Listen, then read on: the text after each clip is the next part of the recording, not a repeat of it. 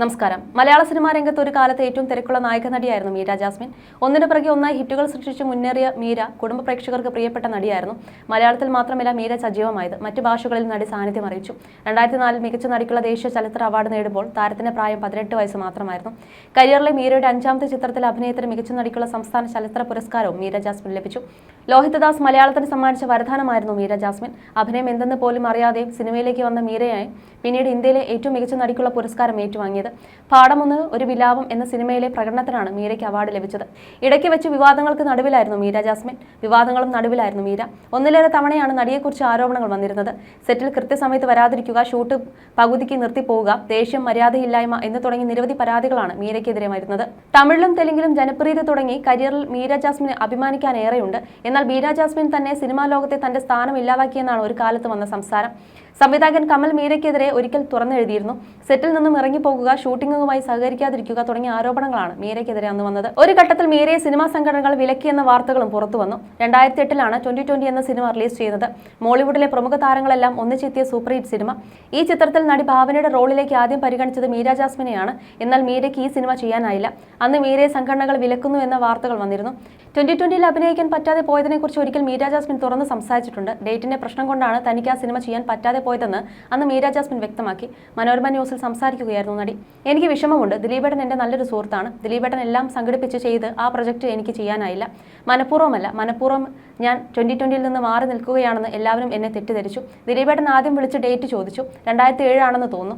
ആദ്യം ചോദിച്ച ഡേറ്റ് 3-4 മാസം നീണ്ടുപോയി. ആ സമയത്ത് ഒരു തെലുങ്ക് പ്രൊജക്ട് വന്നു. അത് തീർക്കേണ്ട ഒരു അവസ്ഥ വന്നു. അവർക്ക് പെട്ടെന്ന് റിലീസ് ചെയ്യണമെന്ന് പറഞ്ഞ് അവരുടെ പ്രഷർ വരികയും ഇവിടെ ഡേറ്റ് കൺഫേം ആയി എന്നെ വിളിക്കുകയും ചെയ്തു. തീരെ പോകാൻ പറ്റാത്ത അവസ്ഥയായി പോയി. 2020 ഒരുപാട് വലിയ ആർട്ടിസ്റ്റുകളെ ഡിപ്പെൻഡ് ചെയ്തിട്ടുള്ള പ്രൊജക്റ്റ് ആയിരുന്നു. എൻ്റെ ഡേറ്റും അവരുടെ ഡേറ്റും ഒരുമിച്ച് കിട്ടിയില്ല. സിനിമ ചെയ്യാനാകാഞ്ഞതിൽ തനിക്ക് വിഷമമുണ്ടെന്നും മീര ജാസ്മിൻ അന്ന് പറഞ്ഞു. 2020 ശേഷം മീര ജാസ്മിനെ മലയാളത്തിൽ സജീവമായി പ്രേക്ഷകർ കണ്ടിട്ടുമില്ല. 2020 നടിയ നയൻതാര ഡാൻസ് നമ്പറുമായി എത്തിയതും വലിയ വാർത്തയായിരുന്നു. അന്ന് തമിഴിലും തെലുങ്കിലും താരറാണിയായാണ് നയൻതാര. എന്നാൽ 2020 ദിലീപ് വിളിച്ചപ്പോൾ തിരക്കുകൾ മാറ്റിവെച്ചെത്താൻ നയൻതാര തയ്യാറായി. 3 വർഷങ്ങൾക്ക് ശേഷം നയൻതാര അഭിനയിച്ച മലയാള സിനിമയാണ് 2020. അന്ന് കോടികൾ പ്രതിഫലം വാങ്ങുന്ന നയൻതാര 2020 കുറഞ്ഞ പ്രതിഫലമാണ് വാങ്ങിയതെന്നും പ്രതിഫലമേ വാങ്ങിയില്ലെന്നും അഭ്യൂഹങ്ങളുണ്ടായിരുന്നു. ഇക്കാര്യത്തിൽ നയൻതാരയോ ദിലീപോ വ്യക്തത വരുത്തിയിട്ടില്ല. അടുത്തിടെ സംവിധായകൻ ആലപ്പി അഷ്റഫ് മീര ജാസ്മിനെ കുറിച്ച് പറഞ്ഞ കാര്യങ്ങളും വൈറലായിരുന്നു. സ്വന്തം യൂട്യൂബ് ചാനലിലൂടെ പങ്കുവച്ച വീഡിയോയിലാണ് അദ്ദേഹം മീര ജാസ്മിനെ കുറിച്ച് പറഞ്ഞത്. ലോഹിത് ദാസ് മലയാളത്തിന് സമ്മാനിച്ച വരദാനമായിരുന്നു മീര ജാസ്മിൻ. അഭിനയം എന്തെന്ന് പോലും അറിയാതെ സിനിമയിലേക്ക് വന്ന മീരയാണ് പിന്നീട് ഇന്ത്യയിലെ ഏറ്റവും മികച്ച നടിക്കുള്ള പുരസ്കാരം ഏറ്റുവാങ്ങിയത്. പാഠമൊന്ന് ഒരു വിലാപം എന്ന സിനിമയിലെ പ്രകടനത്തിനാണ് മീരയ്ക്ക് അവാർഡ് ലഭിച്ചത്. മലയാള സിനിമയ്ക്ക് ഒരു നായിക വസന്തം തന്നെ സമ്മാനിച്ച ചിത്രങ്ങളായിരുന്നു ഗ്രാമഫോൺ, സ്വപ്നക്കൂട്, രസതന്ത്രം, അച്ചുവിന്റെ അമ്മ, കസ്തൂരിമാൻ തുടങ്ങിയ സൂപ്പർ ഹിറ്റ് സിനിമകൾ. അതിനു പുറമെ തമിഴിലെയും തെലുങ്കിലെയും സംവിധായകരും നിർമ്മാതാക്കളും മീരയുടെ ഡേറ്റിനായി കാത്തുകെട്ടിക്കിടന്നു. മാധവൻ, വിജയ്, അജിത്ത്, വിശാൽ തുടങ്ങിയവരുടെ നായിക വേഷം ചെയ്താണ് മീര തമിഴിൽ ശ്രദ്ധിക്കപ്പെട്ടത്. ഒപ്പം തെലുങ്കിലെയും കന്നഡയിലെയും സൂപ്പർ താരങ്ങളുടെയും നായികയായി അഭിനയിച്ചു.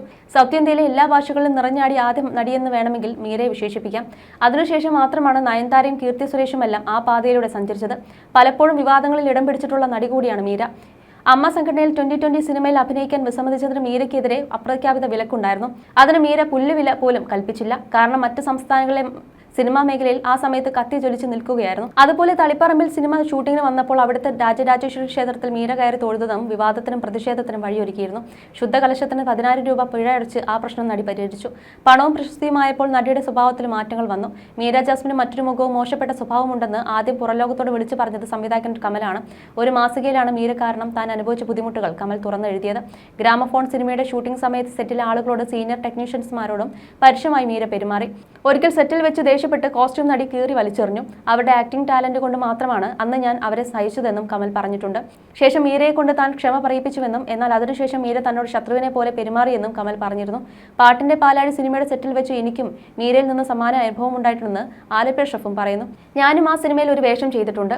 ഒരു ദിവസം യാതൊരു മുന്നറിയിപ്പുമില്ലാതെ മീര സെറ്റിൽ നിന്നും പോയി. അതോടെ ഷൂട്ടിംഗ് നിർത്തിവെക്കേണ്ടി വന്നു. അന്ന് എനിക്കും തോന്നി മീരയെക്കുറിച്ച് മറ്റുള്ളവർ പറയുന്നതിൽ ചില സത്യങ്ങളുണ്ടെന്നും ആലപ്പി അഷ്റഫ് പറയുന്നു.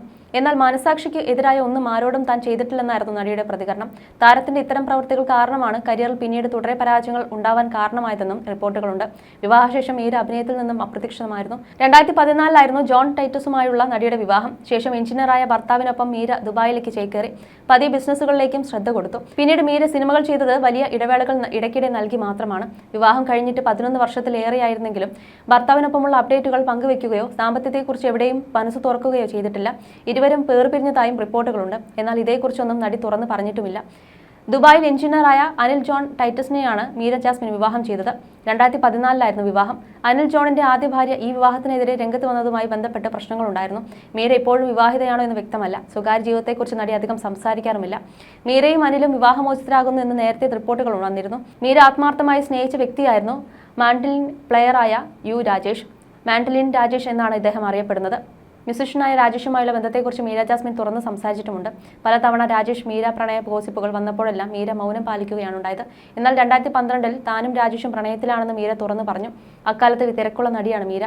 കരിയറിലെ വിവാദങ്ങൾ വേറെയും. ഈ പ്രശ്നങ്ങളിലും ബഹളങ്ങളിലും മീരയുടെ ആശ്വാസമായിരുന്നു രാജേഷ്. ഒരു അഭിമുഖത്തിൽ രാജേഷുമായുള്ള ബന്ധത്തെക്കുറിച്ച് മീര തുറന്ന് സംസാരിച്ചിട്ടുണ്ട്. എൻ്റെ ഇന്നത്തെ ജീവിതത്തിൽ അദ്ദേഹത്തിൻ്റെ പ്രസൻസ് ഭയങ്കരമായി ആവശ്യമുണ്ട്. എനിക്ക് എപ്പോഴും ഒരു പുരുഷന്റെ തണലിൽ ഇരിക്കാനാണ് താല്പര്യം. ഇഷ്ടാനിഷ്ടങ്ങളും മൂഡ് വേരിയേഷനുമുള്ള ആളായതിനാൽ തൻ്റെ വിവാഹ ജീവിതം എങ്ങനെയായിരിക്കുമെന്ന പേടി തോന്നാറുണ്ടെന്നും മീര ജാസ്മിൻ അന്ന് തുറന്നു പറഞ്ഞു. അങ്ങനെ പേടി തോന്നാറുണ്ട്. അപ്പോൾ ഞാൻ രാജേഷിനോട് ചോദിക്കും. കാരണം ഞാൻ മാത്രമല്ല, ആ കക്ഷിയും അതുപോലെ തന്നെയാണ്. വളരെ ഇമോഷണലാണ്. ഞാനിങ്ങനെ ഇമോഷണൽ ആയതിൽ എന്തെങ്കിലും പ്രശ്നമുണ്ടോ എന്ന് ഞാൻ ചോദിക്കാറുണ്ട്. എന്തിനാണ് അതിനെക്കുറിച്ചൊക്കെ ചിന്തിക്കുന്നത്? നീ എങ്ങനെയാണോ നീ അങ്ങനെ ജീവിക്കുമെന്നാണ് പറയാറ്. എവിടെ എങ്ങനെ നിൽക്കണമെന്ന് എനിക്കറിയാം. കുടുംബജീവിതം നയിക്കണമെങ്കിൽ അവിടെ അങ്ങനെ നിന്നേ പറ്റൂ. അവിടെ വേണ്ട പക്വത നമുക്ക് വേണം. എല്ലാത്തിനെയും പ്രാക്ടിക്കലായി കാണണം.